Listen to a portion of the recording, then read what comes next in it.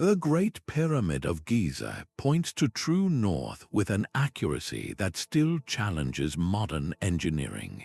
This is not an isolated coincidence, but a fragment of a global mystery, a time when the world's greatest monuments were designed as perfect mirrors for the heavens. You are about to discover the hidden language of the stars carved into stone, a code that reveals a forgotten sophistication in ancient astronomy and spirituality. We will uncover how a pyramid shaft targets a specific star and why a serpent of shadow descends a temple staircase only on the equinox. By the end, you will see these ancient ruins not as silent piles of rock, but as active participants in a cosmic dialogue. What forgotten truth about our place in the universe do you think these stones are trying to tell us? A modern astronomer stared at satellite images of the Yucatan jungle, searching for a pattern lost for centuries. Her digital maps revealed a straight causeway at the ancient city of Chichen Itza, a stone road leading directly from the Great Pyramid to a sacred well. On the spring equinox from the pyramid summit, the setting sun would have appeared to roll directly down this causeway and into the watery depths, a symbolic journey of the sun god. This rediscovery, made with 21st century tools, proved the alignment was no accident. It was a deliberate, sophisticated act of sky watching carved into the earth, a single thread in a global tapestry of celestial observation. This field of study is called archaeoastronomy. It is the science of understanding how ancient cultures saw the sky, how they used its cycles, and the profound cultural role the heavens played in their world. Pioneers like Alexander Thom and Gerald Hawkins gave this search its scientific backbone. Thom, an engineer, spent decades meticulously surveying thousands of megalithic sites across Britain and France. He did not rely on estimates. He used theodolites and statistical analysis to prove that circles like Stonehenge were precise geometric constructions, aligned to the solstice sun and the extreme rising points of the moon. Gerald Hawkins, an astronomer, later fed these alignments into an early computer, confirming that Stonehenge functioned as a massive stone computer for predicting lunar eclipses. Their work established a new methodology, transforming mysterious ruins into complex calculators. The principles they uncovered are based on the sky's great, predictable cycles. The solstices mark the sun's farthest journey north and south each year, the longest and shortest days. The equinoxes are the 2 days of perfect balance, when day and night are equal. Beyond the sun and moon, ancient builders also tracked a far slower dance known as the precession of the equinoxes. This is a gradual wobble in the Earth's axis that shifts our view of the stars over a cycle of 26,000 years, meaning the North Star changes over millennia. The most common technique was horizon astronomy. Instead of looking at the empty sky, builders would use their local landscape. A notch between 2 hills could mark the sunrise on the summer solstice. A lone peak could indicate the rising point of a particularly important star. They turned their entire world into a giant observatory, etching celestial patterns directly onto the horizon. This scientific framework allows us to finally read these monuments. We are no longer looking at random piles of rock, but at the pages of a stone calendar, a language written in alignment and shadow. That lone priest on the Giza plateau, staring through his simple tube at the star Thuban, was doing more than just finding north. He was anchoring an entire civilization's worldview to the turning heavens. The result was a structure of almost supernatural precision. The Great Pyramid's sides face the 4 cardinal directions with an error so small it is difficult to perceive even with our modern instruments, a deviation of less than 1/15 of a degree. This was not a lucky guess. It was the product of generations of accumulated sky knowledge, a science of alignment perfected over centuries. This celestial purpose is locked deep within the pyramid's heart, within the narrow shafts that extend from the king's chamber. For a long time, their function was a mystery. We now understand they were not for ventilation but for stargazing. One shaft was aimed directly at the pole star of the time, Theban, a star that never set in the Egyptian sky. It pointed the pharaoh's soul toward the eternal, undying realm of the gods. Another shaft targeted the three bright stars of Orion's belt, which the Egyptians saw as the celestial embodiment of Osiris, the god of rebirth and the afterlife. This was not mere decoration. It was a functional cosmic map, a stone launchpad designed to guide a king's spirit on its final, starward journey. The ambition of this project stretches even further. Some researchers propose the pyramid's very dimensions whisper secrets about our planet. The ratio of its perimeter to its original height mirrors the mathematical relationship for calculating the Earth's circumference. Whether this is a deliberate code or an incredible coincidence, it speaks to a powerful, underlying idea. The builders saw no separation between the Earth below and the sky above. Their greatest architectural achievement was a single, unified model of the cosmos, a perfect meeting point of celestial mechanics and terrestrial measurement. This profound fusion of earth and sky did not remain isolated in the Egyptian desert. It echoes across the world, appearing in another civilization's breathtaking tribute to a feathered serpent descending from the heavens. A similar alignment of stone and sky was unfolding on the windswept Salisbury Plain. At Stonehenge, the summer solstice dawn transforms the silent circle into a cosmic instrument. The first golden rays of the sun do not simply rise over the horizon. They spear directly through the monument's heart, striking the heel stone and flooding the central altar with light. This axis is the structure's primary alignment, marking the sunrise at the summer solstice and, in the opposite direction, the sunset at the winter solstice. It captures the two pivotal moments of the sun's yearly journey, its northernmost and southernmost extremes, but this was more than a simple solar marker.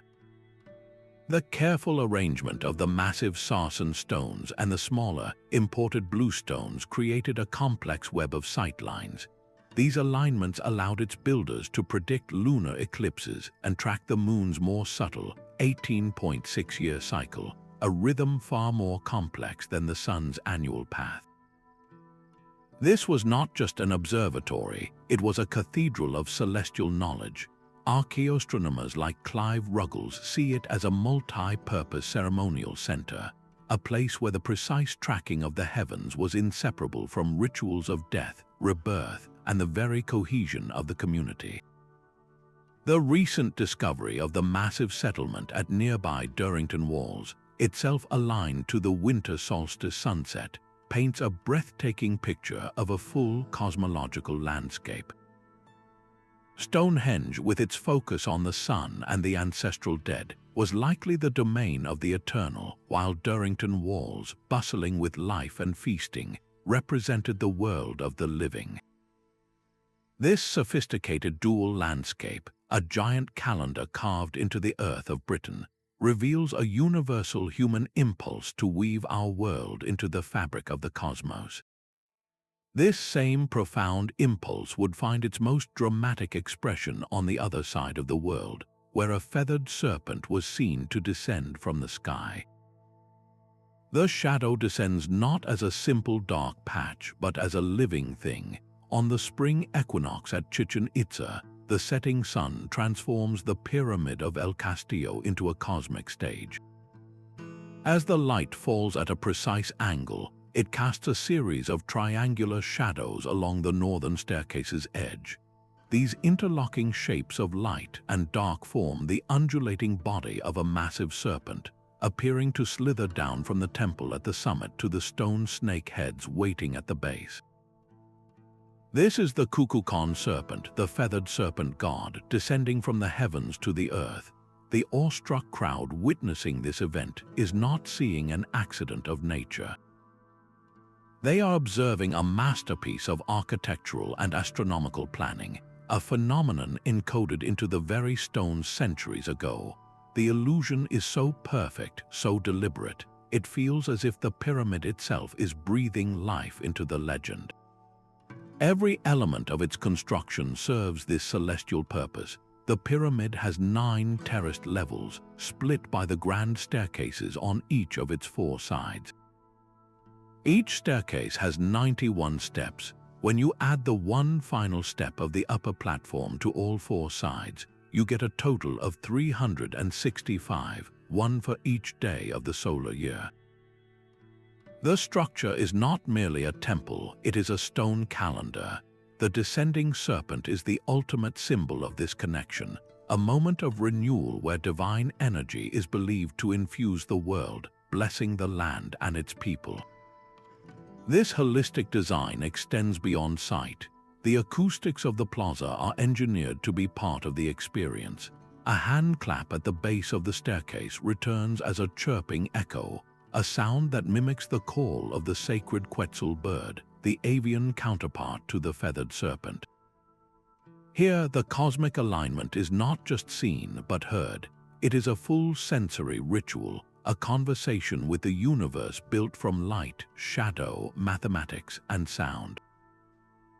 This profound integration reveals a world view where architecture was not separate from the cosmos, but an active participant in its cycles, and this principle was not confined to a single city, but echoed throughout the Americas, from the high Andes to the dense jungles where other stone giants whisper secrets of the stars. From the deserts of Egypt to the jungles of the Yucatan, this celestial conversation was a global one. Cultures separated by vast oceans and impassable mountain ranges, who could never have known of each other's existence, were all looking up at the same night sky and reaching the same profound conclusion. The stars were a guide, a clock, and a divine script. In the frozen Arctic, the Inuit navigated the treacherous sea ice by the consistent patterns of constellations, their very survival dependent on reading the heavens. On the sun-scorched plains of Australia, Aboriginal peoples saw not a hunter in the constellation we call Orion, but a great celestial emu. Its position in the Milky Way dictated the practical rhythms of life, signaling the precise time of year to gather that emu's eggs. Here, separated by an entire planet, 2 cultures observed the same stars and wove them into their daily survival and their deepest myths. This pattern repeats everywhere we look. The sun and moon were universal markers, their reliable cycles forming the bedrock of calendars across the globe. But even specific star clusters held a strange, cross-cultural power. The brilliant star Sirius, the brightest in our sky, was vital to the Egyptians, heralding the annual Nile flood. For the Dogon people of Mali, it held even deeper cosmological secrets. The Pleiades cluster, that tiny shimmering group of stars, signaled the start of the planting season for both the ancient Greeks and the Maori of New Zealand. And Orion's belt, a striking line of 3 stars, was seen as a divine hunter, a trio of gods, or a group of young men in stories from Mesopotamia to Mesoamerica. This was not merely about telling time. It was a fundamental human drive to find order in the cosmos, to harmonize human life with the grand, turning machinery of the universe. The methods these cultures used were as diverse as their environments. The Egyptians, with their flat, clear horizons, developed a geometry of stunning precision. Meanwhile, the ancestral Puebloans, often called the Anasazi, in the American Southwest, used the rugged natural landscape itself. They carved spiral petroglyphs on canyon walls that were pierced by a dagger of sunlight only on the solstices, turning a rock face into a perfect solar calendar. The tools were different, but the goal was identical.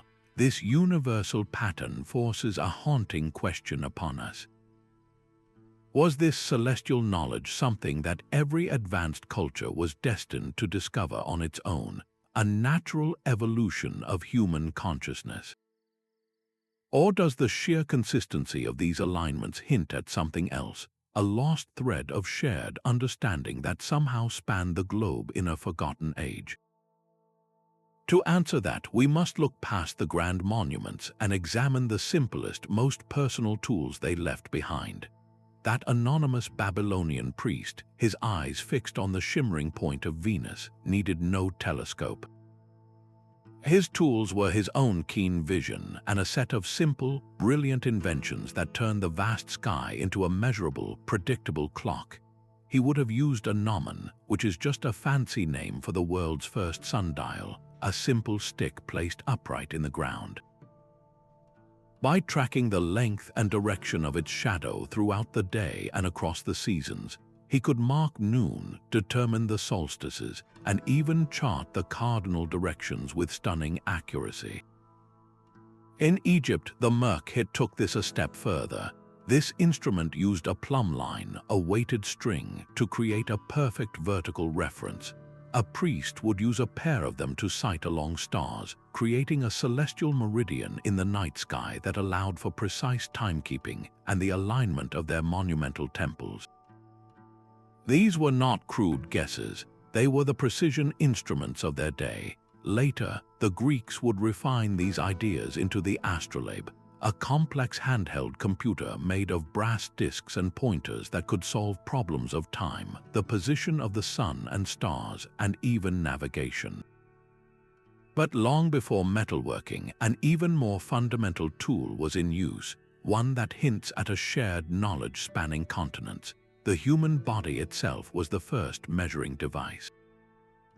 From Polynesian navigators to the builders of Stonehenge, people used their outstretched arms and fingers to gauge angular distances in the sky. The width of a fist held at arm's length, for instance, covers about 10 degrees of sky, a simple way to track a star's movement.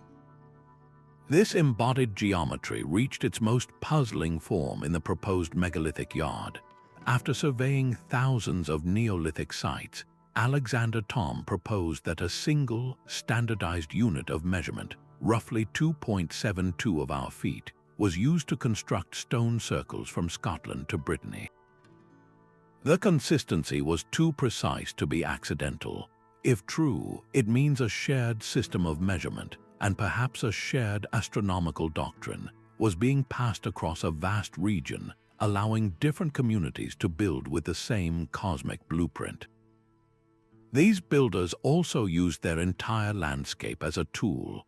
A horizon calendar works by using a fixed viewing point and a feature on the distant skyline, like a notch between two mountains or a specially built menhir. As the sun rises in a slightly different spot each day, its position relative to that notch tells the observer the exact day of the year, signaling when to plant, when to harvest, and when to hold the most sacred ceremonies. At night, they turned to water clocks, containers that measured the passage of time by the steady drip or flow of water, allowing for all-night observations of the starry wheel. This mastery of practical geometry, this intimate fusion of body, simple tool, and landscape, is what made the great monuments possible.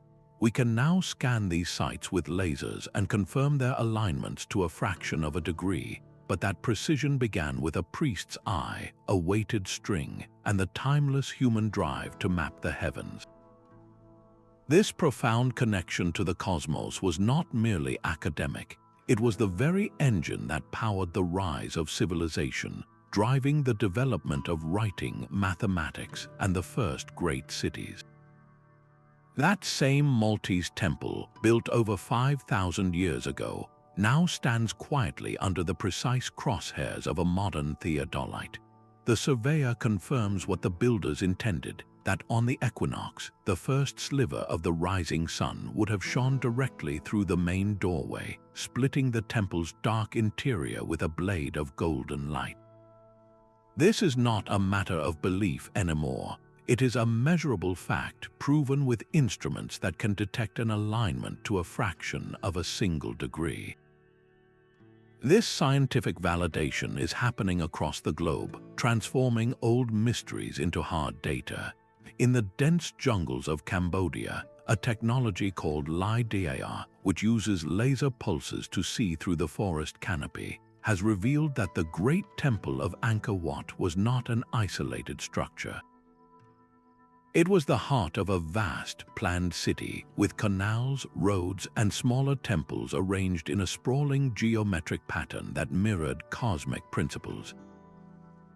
The entire landscape was engineered as part of a celestial blueprint. Satellite imagery and GPS mapping have taken this further, revealing that across Britain, Neolithic monuments often form long-distance chains.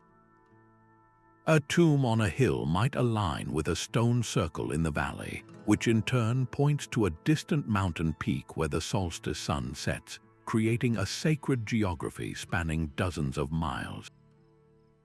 This coordinated vision would have been invisible to anyone standing on the ground, yet it was etched into the very bones of the land. Perhaps the most powerful tool is the digital planetarium.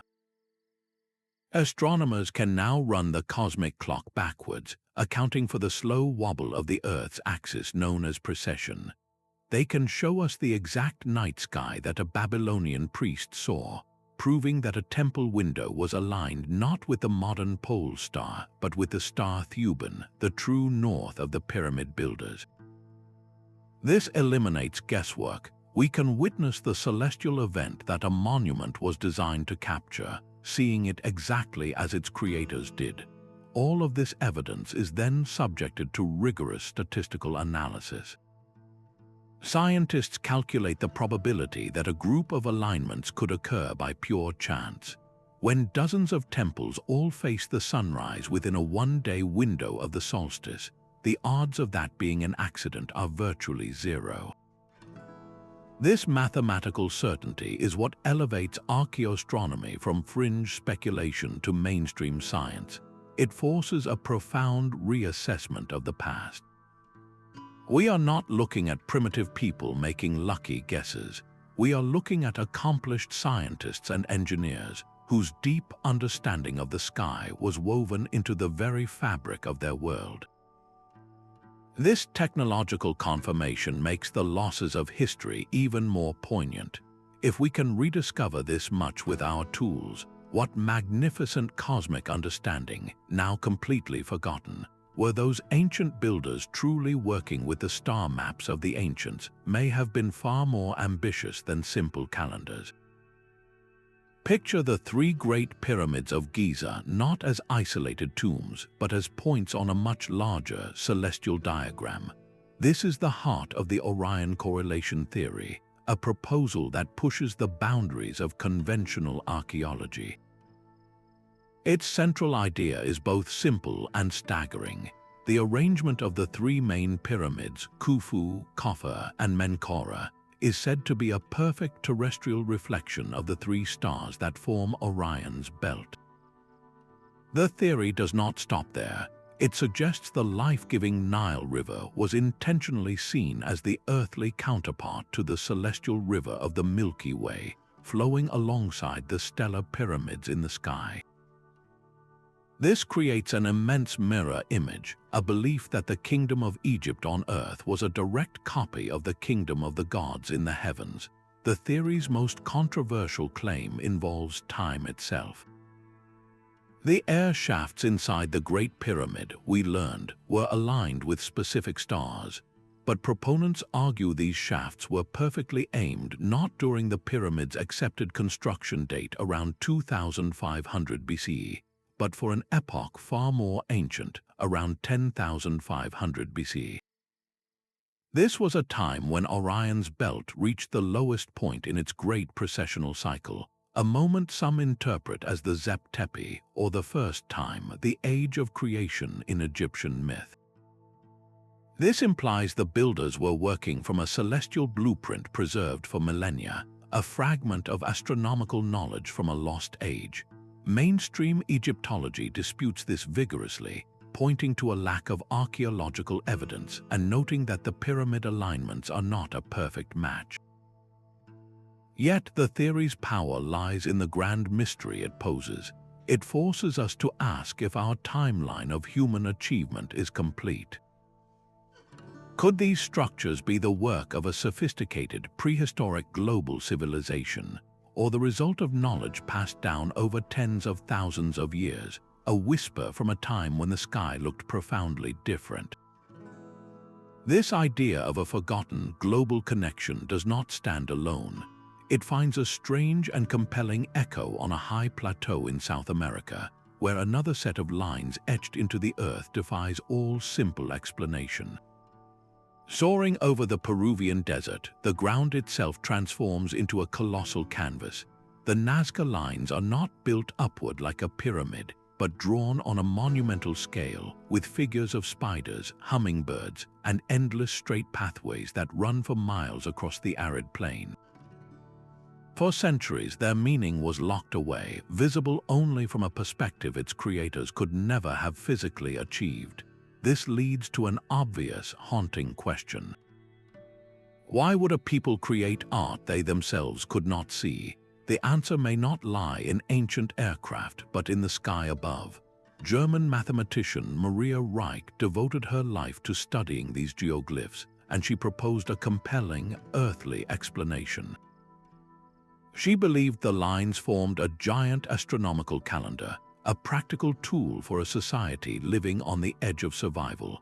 In a desert environment, knowing the precise timing of seasonal rains was a matter of life and death. The alignments she documented are concrete. Certain long, arrow-straight lines point directly to the spot on the horizon where the sun sets on the June solstice, marking the start of a new agricultural cycle. Others frame the rising point of the Pleiades, that tiny, shimmering star cluster that signaled the coming of water and the time to plant crops across the Andes. This was not just stargazing, it was a survival manual written in lines of stone. The animal figures likely carried their own cosmic meaning.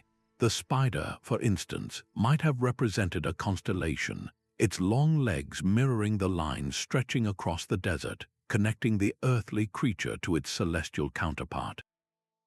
The monkey with its coiled tail could be a map of a specific star group, a part of a native cosmovision we have only begun to decipher. The true genius of the Nazca was their method. They understood their landscape as a permanent, stable slate. By simply removing the dark, sun-baked top layer of pebbles to reveal the lighter-colored earth beneath, they created contrast that would last for millennia.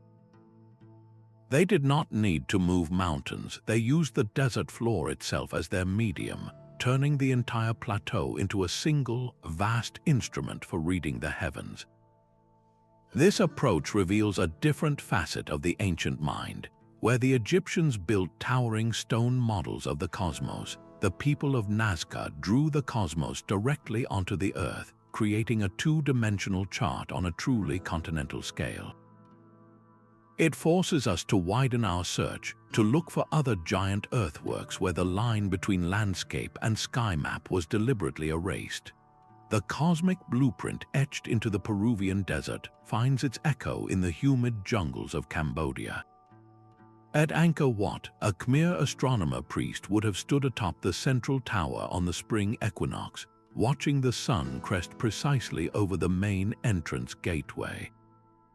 This was not just a beautiful sunrise, it was the official start of the solar new year, a moment when the cosmos validated the king's divine right to rule, and the entire agricultural cycle began anew.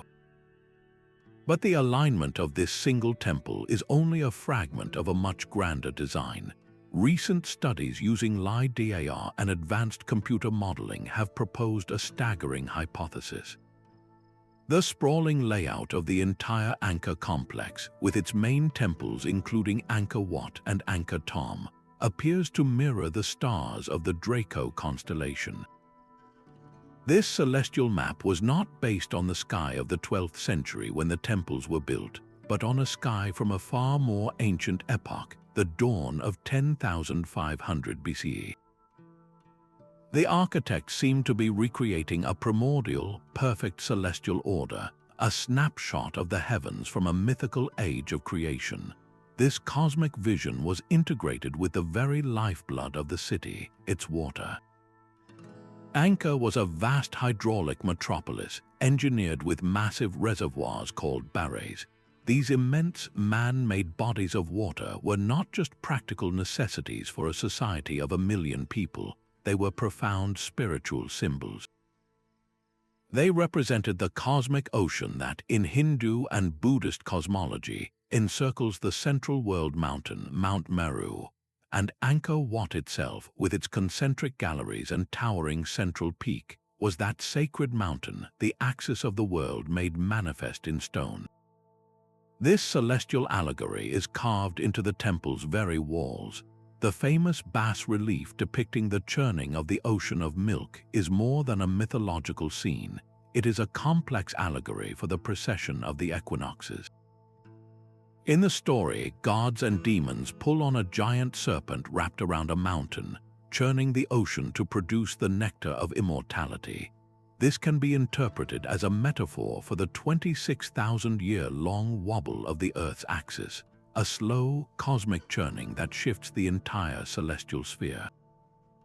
The Khmer Empire saw its capital not merely as a city of men, but as a functioning microcosm of the entire universe, a sacred machine designed to keep the cosmic order in balance.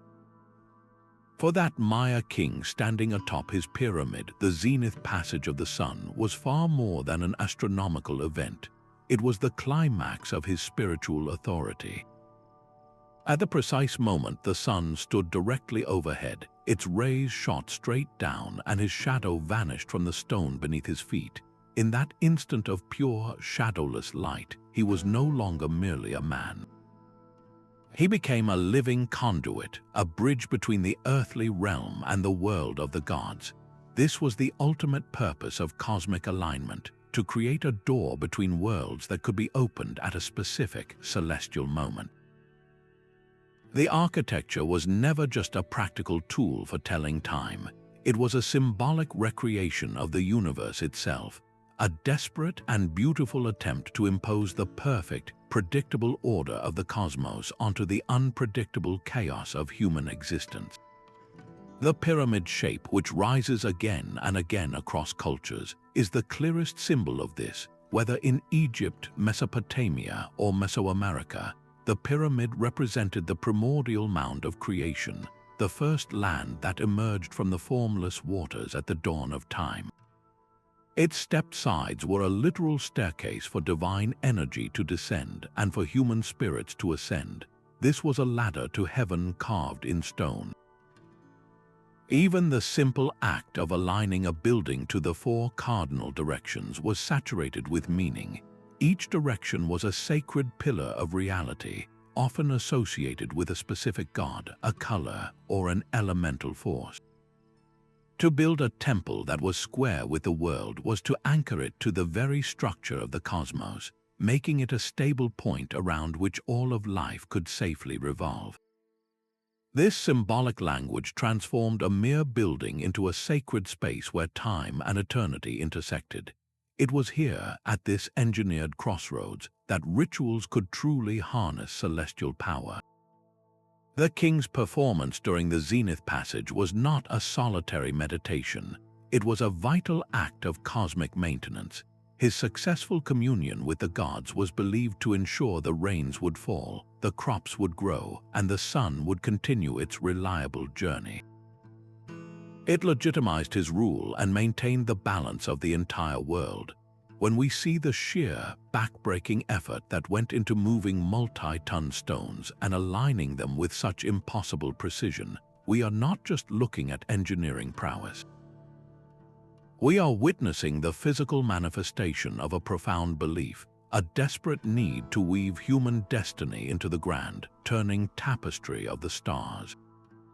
This symbolic imperative may even help explain the seemingly impossible, why cultures with only simple tools achieved such monumental accuracy, driven by a faith that the very survival of their world depended on it. The weight of a single bluestone destined for Stonehenge is a physical echo of the ambition behind it. Transporting a 50-ton monolith over 150 miles of rugged terrain was a logistical nightmare solved with nothing but human muscle and cleverness. We can picture teams hauling it on wooden sledges across log rollers, then maneuvering it onto river rafts for the waterborne leg of the journey. Every inch of progress was a battle against friction and gravity, all for the ultimate goal of placing that stone in an exact position to frame a solstice sunrise. This was engineering in service of the cosmos. The same obsessive precision is visible in the quarries of Egypt. To face the Great Pyramid sides to true north, the builders needed a construction site level to within a fraction of an inch across 13 acres. Theories suggest they might have used a grid of water-filled trenches as a giant level, or perhaps massive, winding ramps of earth and brick to drag the multi-ton blocks into place. Each method reveals a sophisticated grasp of mathematics and physics, an ability to translate abstract celestial angles into monumental reality. This fusion of sky knowledge and stonecraft reached another pinnacle with the Inca. At sites like Sacsayhuaman, they fit colossal, irregularly shaped stones together so perfectly that you cannot slip a piece of paper between them, all without a drop of mortar. These zigzagging walls, aligned to solar events, were not just fortifications, they were a demonstration of total mastery over the very material of the earth. Such achievements were never the work of a lone genius. They required a society organized with military precision. First, the astronomer priests determined the sacred alignments, mapping the celestial event onto the chosen site. Then, the master engineers designed the structure and devised the methods to build it. Finally, a vast, coordinated labor force, thousands of strong hands, executed the vision. This was a collective act of faith, a society pouring its entire resources into a single project meant to last for eternity. The sheer scale of this cooperation is perhaps the greatest mystery of all. What powerful belief, what unifying vision could compel an entire civilization to move mountains for the sake of a shadow, a beam of light, or a star's position in the night sky? This drive to physically anchor their world to the heavens may have been the very catalyst that propelled these cultures toward their greatest achievements, forging the first cities, laws, and written languages in the crucible of a shared cosmic dream. A single constellation in the night sky could tell 1,000 different stories. The shimmering cluster of the Pleiades was not just a collection of stars, it was a cultural mirror. For the ancient Greeks, they were the seven sisters, immortal nymphs placed in the heavens by Zeus. But for the Maori of New Zealand, the same stars are Matariki, a sacred signal for the new year, a time of remembrance for the dead and celebration of the year to come. The universal act of looking up was always filtered through a unique cultural lens, and this is the key to understanding the true purpose of these alignments. The cosmic machinery was the same for everyone, but the meaning was profoundly local. In Egypt, the grand celestial order was primarily about the pharaoh. His pyramid was a machine for resurrection, its shafts aimed at stars to guide his soul to join the sun god Ra in his eternal, cyclical journey of death and rebirth. The entire state religion was built around this cosmic support system for the divine king. Meanwhile, across the ocean, the Maya were obsessed with time itself. Their elaborate calendars tracked cycles within cycles, and their temples were precisely aligned to mark the zenith sun or the Venus cycle.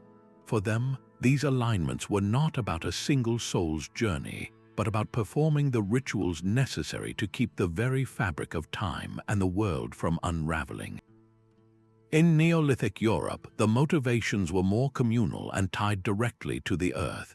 The great stone circles likely served as communal calendars for planting and harvest, but also as places to honor the ancestors whose spirits were perhaps believed to reside among the unchanging, eternal stars. The purpose was the survival and cohesion of the living community, bound together by the land and the sky. Then there are the truly unique cosmologies, like that of the Dogon people of Mali. Their oral traditions describe the star Sirius in astonishing detail, including its dense, invisible companion star, Sirius B, long before telescopes confirmed its existence. They say this knowledge came from amphibious beings, the Nommo, who visited from the Sirius system. While fiercely debated, their story underscores a profound truth, that a people's identity and spiritual world could be entirely structured around a celestial relationship. This incredible diversity forces us to look beyond the stones themselves. To truly hear what these monuments are saying, we must learn to listen for the echoes of the myths, fears, and hopes of the people who built them. That academic debate is not a quiet one. On one side, you have traditional archaeologists who see a world of gradual, human-scale development. They argue that ancient societies evolved their technologies and beliefs step by step over centuries. For them, a pyramid is primarily a tomb, its alignments a natural expression of a sun-worshipping culture, not a precise star map. They champion a method known as the green approach, which relies on hard statistics, probability, and repeatable measurements to prove an alignment is intentional, not just a lucky coincidence. Their skepticism is a necessary tool. With thousands of stones at a site like Stonehenge, they point out that a few are statistically bound to line up with something in the sky purely by chance. The burden of proof, they insist, is on demonstrating a pattern of alignments that defies random chance. This rigorous stance often puts them in direct conflict with alternative theorists who paint on a much broader canvas. These thinkers, like author Graham Hancock, propose a far more dramatic past. They suggest that a sophisticated, global civilization was wiped out by a cataclysm at the end of the last ice age, and that the survivors, these master astronomers, traveled the world seeding their knowledge among hunter-gatherer societies. This would explain the sudden appearance of advanced astronomy and megalithic construction in places like Giza and Göbekli Tepe. Their evidence often hinges on interpretations that mainstream science rejects, such as the Orion correlation theories proposed 10,500 BC dating for the pyramids, or the idea that the Nazca lines required aerial guidance. The public finds these grand narratives deeply compelling, creating a vast divide between popular understanding and academic consensus. Mainstream scholars call this selective evidence, cherry-picking data, while ignoring the broader archaeological context that shows slow, local cultural development. They see the invocation of lost civilizations or ancient astronauts as stripping indigenous peoples of their own incredible achievements. This is the core of the conflict, a clash between two fundamentally different worldviews. One sees human history as a slow, steady climb. The other sees it as a cycle of rise and catastrophic fall, with our own civilization merely the latest to forget the lessons of the past. Navigating this intellectual minefield requires a delicate balance. It demands an open mind to wonder and a respect for the sheer ingenuity of our ancestors, while also wielding the sharp tool of skepticism to separate compelling speculation from verifiable fact. This tension, this constant questioning, is what keeps the mystery alive and the conversation so urgent. Deep within the inner sanctum of an Egyptian temple, a single beam of light pierced the darkness, striking the altar only on the day the star Sirius first reappeared in the dawn sky. This moment, heralding the Nile's life-giving flood, was a spectacle witnessed by no common person. It was a secret ritual performed by the high priest alone, a piece of celestial knowledge so powerful it was guarded as fiercely as any treasure. Across the ancient world, the ability to read the heavens was rarely a public skill. It was the exclusive domain of a priestly class, a secret science that formed the very backbone of political and spiritual authority. This knowledge was power in its most direct form. By accurately predicting an eclipse, a priesthood could demonstrate their unique channel to the gods, terrifying the populace into obedience. By declaring the precise day to plant crops based on a star's position, they held the key to the community's survival, reinforcing their indispensable role. This created a self-perpetuating cycle.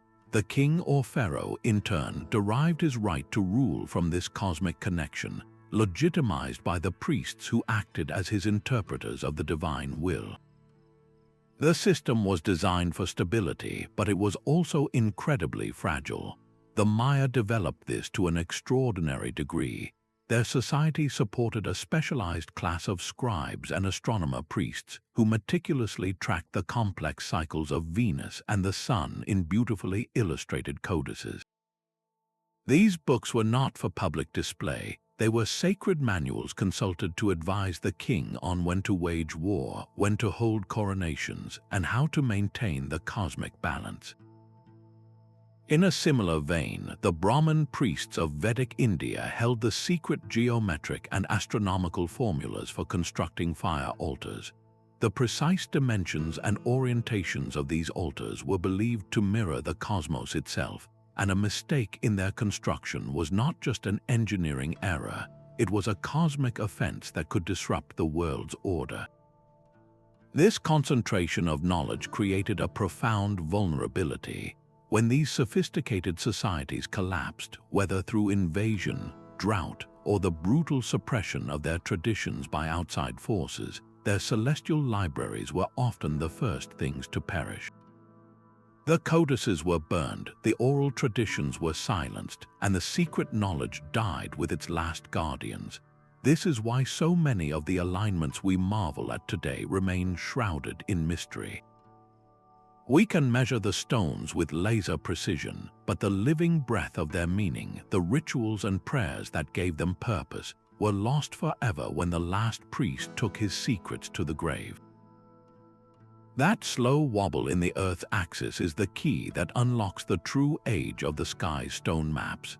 This grand cycle, known as precession, means the entire celestial sphere is in constant, gradual motion over a span of 26,000 years.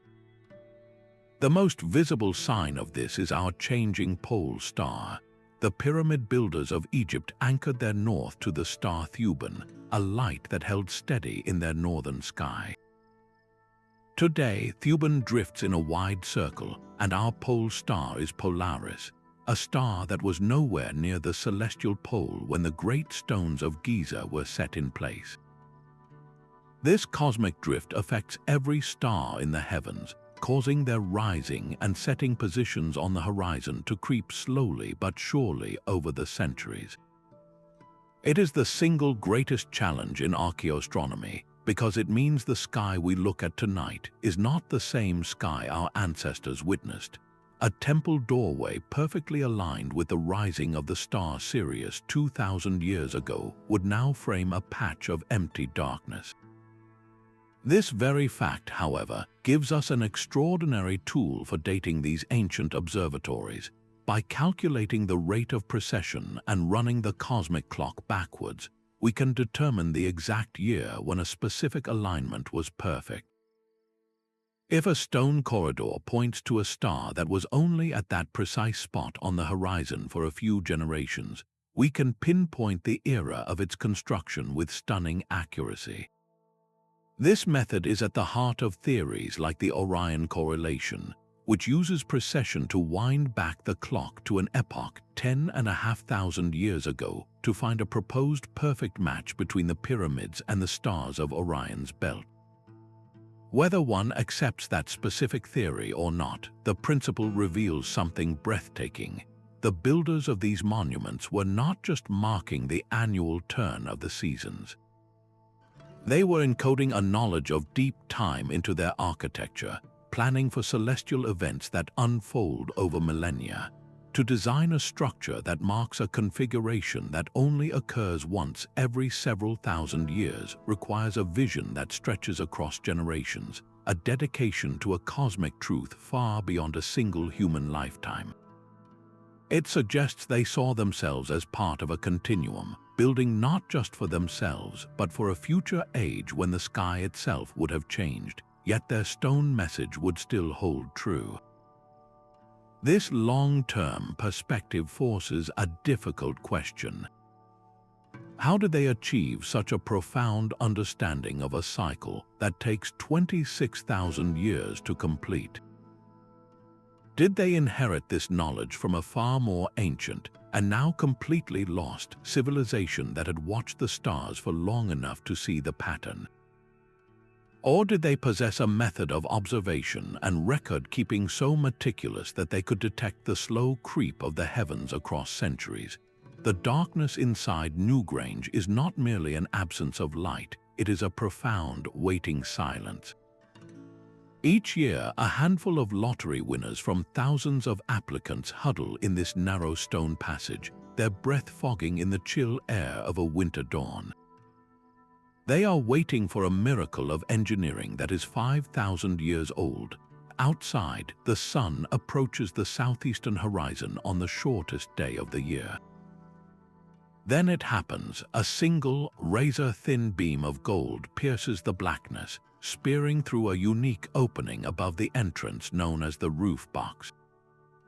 This is not a random shaft of light. It is a precisely engineered pipeline, a channel carved by Neolithic minds to carry the sun itself into the heart of their sacred tomb. For roughly 17 minutes, this brilliant blade of sunlight travels relentlessly down the 60-foot passageway, finally flooding the central burial chamber with a warm, otherworldly glow.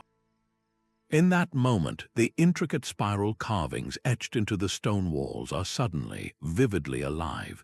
These carved coils and concentric circles, which have sat in darkness for millennia, are bathed in a light that feels both ancient and immediate. This event was far more than a celestial clock. For the people who built it, the winter solstice sun was a promise. It was the moment when the sun, at its weakest, began its long journey back to strength. The longest night was over. Light had triumphed over darkness. This symbolism was intimately tied to the tomb's function.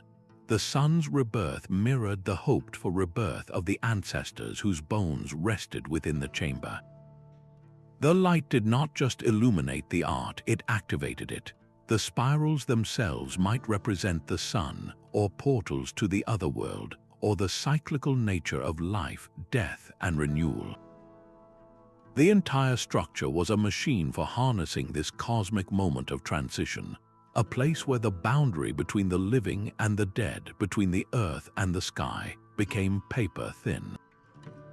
To stand in that chamber during the solstice sunrise is to witness a dialogue that is over 5,000 years old, a testament to a universal human longing to find meaning in the turning of the heavens and to believe that even in the deepest darkness, the light will always return. The chanting would have risen like a physical force, its rhythm echoing off the ancient limestone walls of the Maltese temple. This was not a quiet observation of the stars, but a collective, visceral experience. On a night of the full moon, the entire community might have gathered within the curved, embracing arms of the temple complex, their voices united in invocation to a mother goddess. The precise alignment of the doorway to the equinox sun was not merely a calendar marker, it was the trigger for this profound communal event. These astronomically aligned sites were, first and foremost, the beating heart of social and spiritual life. They were places where a community reaffirmed its shared identity, celebrated the first harvest, and conducted the sacred rites of passage that bind people together from birth to death. The celestial alignment did not just tell them when to gather, it amplified the power of the ritual itself. When the solstice sunrise pierced the inner darkness and struck the central altar, it was not a simple date marker. It was a visible, undeniable manifestation of divine presence, a beam of light that connected the heavens directly to the heart of their worship. This transformed the entire architecture into a stage for a cosmic drama, where the grand, silent movements of the sun, moon, and stars were acted out on a human scale. The sheer energy and resources poured into these centers, moving stones that weighed tons with nothing but human effort, proves that their social and spiritual function was paramount. They were an anchor for the community's soul, a physical expression of their place in the universe. This deep need for a sacred space that connects the community to something larger than itself is a thread that runs unbroken through human history, from those Neolithic temples to the great cathedrals and mosques of our own time. The great mounds of Cahokia still rise from the Illinois landscape, but the wooden circles that once tracked the solstice sun are long gone, their purpose erased from memory. By the time European settlers gazed upon these earthen pyramids, the people who built them had vanished, and the knowledge of why those posts were placed with such care was already dust. This is the haunting reality of cultural amnesia, the process by which complex understanding, no matter how sophisticated, can be utterly lost to time. The decline of these master builder cultures rarely came from a single blow. More often, it was a slow unraveling. An extended drought could force a population to abandon their sacred city, scattering the priestly class that held the celestial secrets. A devastating new disease, introduced from outsiders, could wipe out the elders who were the living libraries of their people. Sometimes it was simply the slow, grinding erosion of tradition over generations, as younger people moved away or adopted new beliefs, until one day, no one was left who remembered how to read the sun's path from the great stone calendar. The Maya are a tragic textbook example. Their scribes maintained detailed astronomical codices, tracking the cycles of Venus with breathtaking accuracy for centuries. But when the Spanish conquistadors arrived, they systematically burned these books, seeing them as pagan devilry. In a few brutal years, a library of cosmic knowledge accumulated over a millennium was reduced to ashes. In Europe, the story was different but the outcome similar. The deep astronomical traditions of the megalith builders, the people who raised Stonehenge and Newgrange, were not destroyed by invasion but were gradually absorbed. Incoming Celtic cultures, and later the Romans, brought their own gods and their own ways of marking time. The old knowledge was folded into new myths, its original scientific precision fading into folklore until the true function of the great circles was forgotten. We are left, then, with a profound paradox. We can stand before these monuments and measure their alignments to a fraction of a degree with our lasers and satellites. We can prove their intent with statistical certainty, but the living breath of their meaning, the chants that accompanied the solstice sunrise, the specific prayers offered to a rising star, the very names of the gods they were built to honor, that is almost entirely gone. The stones remain, but the song has been silenced. This immense loss makes every surviving alignment a precious cipher, a direct message from a past that comprehended the cosmos in a language we are still laboring to decode. The spiral form of the Guggenheim Museum does more than just house art. It captures a sense of cosmic motion, a whirlpool of human creativity reaching upward. This is not a forgotten art. The ancient dialogue between earth and sky is being rewritten in steel and glass, finding powerful new expression in the modern push for sustainability. Today's architects are rediscovering what their megalithic predecessors knew instinctively, that aligning a structure with the sun's path is the key to environmental harmony.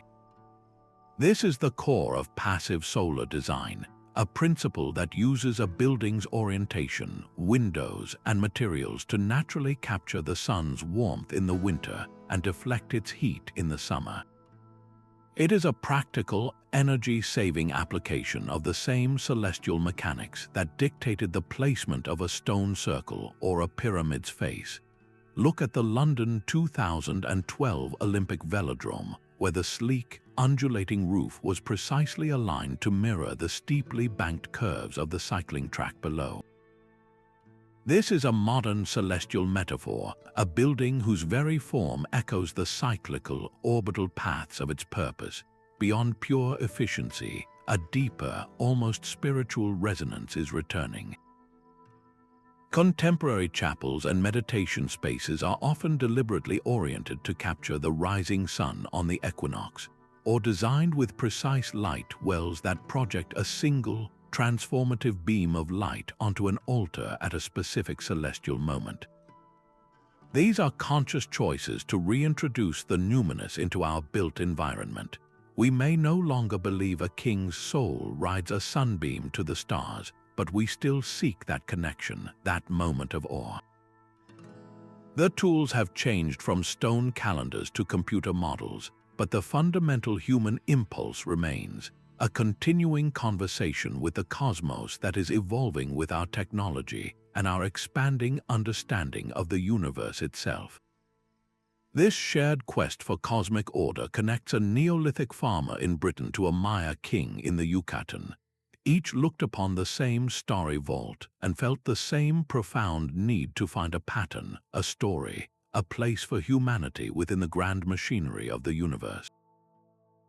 These stone alignments are far more than ancient clocks. They are humanity's most enduring answers to the questions that haunt us all. Where did we come from? What is our purpose in this vastness? By building temples that mirrored the constellations and pyramids that channeled the sun, these cultures were doing something extraordinary. They were writing their place into the cosmic story, asserting that they belonged to an ordered, meaningful system. This is the birth of cosmology, the innate human drive to weave a narrative that explains our origins and our destiny. The incredible precision of their work reveals something just as vital, a deep reverence for observable truth.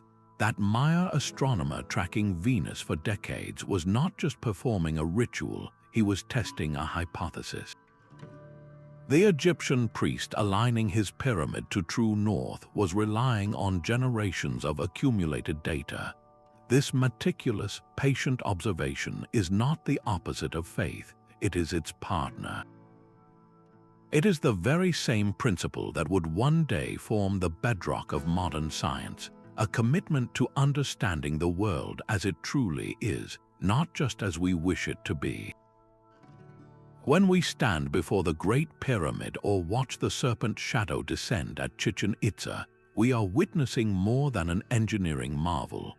We are seeing the universal human spirit in action, a spirit driven by a thirst for knowledge and a profound need for connection. We are seeing our own deepest questions carved in stone, a permanent record of our species' timeless look toward the heavens. The allure of a lost super-civilization or extraterrestrial architects is a powerful story, but it fundamentally robs our ancestors of their rightful legacy. These pervasive myths, from pyramids as power plants to the face on Mars, often share a common flaw. They dismiss the mountains of archaeological evidence showing centuries of local experimentation, gradual improvements in tool technology, and the sheer, awe-inspiring power of organized human labor. That so-called face on Mars, for instance, was revealed by higher-resolution photography to be a natural mesa, a perfect example of our brain's tendency to find familiar shapes in random patterns, a phenomenon known as pareidolia. This is not about shutting down wonder, it is about redirecting it. The real story is not less amazing because humans did it, it is more amazing. The truth is that thousands of workers, using copper chisels and stone hammers, quarried and moved 2.5 million blocks of stone for the Great Pyramid. They did this not under the whip of aliens, but as a coordinated society united by a shared cosmic vision. The evidence is there in the worker settlements at Giza, with their bakeries, infirmaries, and pay records. It is in the trial passages and the architect's diagrams found at other sites. When we replace the myth of a single lost civilization with the reality of diverse cultures, each making their own celestial discoveries, we do not diminish the mystery. We multiply it. We are left with a globe-spanning tapestry of human ingenuity, where cultures separated by oceans independently learn to speak the language of the stars and carve that dialogue into the very bones of the earth. That is a narrative worthy of our deepest respect. Beneath the dense green canopy of the Amazon, the earth hides its own stone secrets. Entire cities, road networks, and geometric earthworks are being revealed by LiDAR, their true layouts and potential skyward alignments only now coming into focus. Each new discovery is not just a ruin, it is a fresh page from the same celestial manuscript we have been reading across the globe. The field of archaeoastronomy is expanding at a breathtaking pace, fueled by technologies that feel almost like science fiction. Ground-penetrating radar sends pulses into the earth, mapping buried walls and plazas without ever breaking the ground. Even more profound is muon tomography, a technique that uses cosmic rays to create X-ray-like images of the interior of massive structures. This could soon reveal hidden chambers deep within the heart of the Great Pyramid or sealed passages in Andean temples, all without disturbing a single stone. The very definition of a site is changing, too, as we explore the crushing depths of the ocean floor and the stark landscapes of other planets. We gain new metaphors for the ancient cosmos. Could a culture living by a vast, unknowable sea have seen the sky as a kind of celestial ocean? These new environments provide fresh lenses through which to interpret the oldest of human questions. And this search is no longer confined to academics. Citizen science projects now allow anyone with an internet connection to scan satellite imagery for subtle earthworks or geological anomalies, turning millions of people into potential discoverers. Yet the most revolutionary breakthrough may not be a new monument at all. It could be a new algorithm, a fresh pattern recognition software that finally deciphers a global code hidden in the collective orientation of these sites. Perhaps a unifying principle of sacred geometry, a single cosmic language, connects the pyramids of Egypt to the mounds of North America. The greatest secret may not lie buried in the sand, but waiting within the vast data we have already collected, a final piece of the puzzle that reveals our ancestors not as separate cultures, but as a humanity united by a single skyward gaze. These silent stones scattered across the globe are a permanent record of that universal human gaze skyward. From the pyramids to the petroglyphs, we are left with a profound appreciation for the ancient visionaries who saw the sky not as a distant void, but as a living map and a divine clock. The cosmic alignments in monumental architecture stand as a testament to a universal human endeavor to bridge the earthly and the celestial, to find order in the cosmos, and to leave a permanent mark of that understanding. These structures are far more than historical artifacts. They are invitations. They call on us to look up and wonder, to reconnect with a sense of awe that transcends time and culture. The mystery is not fully solved, and perhaps it never will be. That lingering question is part of its enduring power, a whisper from the past that refuses to be silenced. Let this exploration be a starting point for your own curiosity. Look up at the night sky from your own backyard. Visit a local ancient site and feel the presence of its builders. We would love to hear what cosmic alignment fascinates you the most. Share your thoughts in the comments below and subscribe to continue this journey into history's greatest enigma.